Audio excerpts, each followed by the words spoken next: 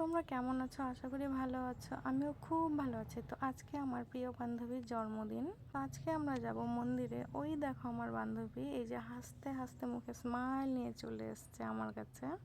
এখান থেকে কিছু ফল টল কিনে আমি আর বান্ধবী দুজনে মিলে চলে যাচ্ছি এখন পাগলাহাট মায়ের মন্দিরে। আজকে ছিল স্বাধীনতা দিবস প্লাস আমার বান্ধবীর জন্মদিন।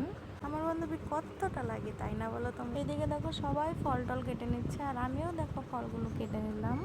আমরা এখন চলে গেলাম মায়ের মন্দিরে আর এদিকে এসে দেখি পুজোও শুরু হয়ে গেছে আর দেখো মাকে কি সুন্দর লাগছে তাই না? আজ ছিল শনিবার। শনিবার এমনিতেই প্রচণ্ড ভিড় হয়।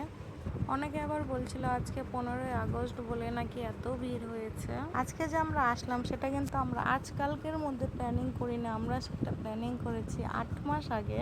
আমার বার্থডের দিন এসেছিলাম, আবার বলেছিলাম যে তোর বার্থডের দিনও আমরা কিন্তু আবার আসবো মায়ের মন্দিরে। তো এদিকে তো মায়ের পুজো হচ্ছে আর দেখো এই যে বাবা ভোলে বাবা আর এখানে ছিল রাধা কৃষ্ণ। তো সব জায়গাতে আমরা প্রণাম করেছি, ধূপবাতি সব জ্বালিয়ে দিয়েছি।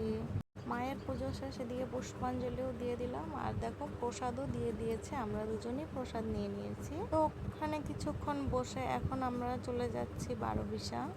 আজ যেহেতু বান্ধবীর জন্মদিন তাই একটু ঘোরাঘুরির প্ল্যানিং তো আছে। তো মায়ের মন্দিরে তো ঘুরলাম, এখন যাচ্ছি আমরা রায়ডাক। আজ তো বাবার মন্দির একদম পুরোপুরি ফাঁকা। আর যেহেতু ও সেলিব্রিটি তো ভিডিও তো বানিয়ে ওকে দিতেই হবে। ওকে আজকে ছোট্ট করে একটা সারপ্রাইজ দিয়েছি। তো আমার আরেকটা বান্ধবী কেক নিয়ে চলে এসেছিলো, তো ও মানে এতটা অবাক হয়েছে আর এত খুশি হয়েছে কি বলবো। ওখান থেকে আমরা একটু চলে এসেছিলাম সোডা আড্ডায়, এত গরম লাগছিল।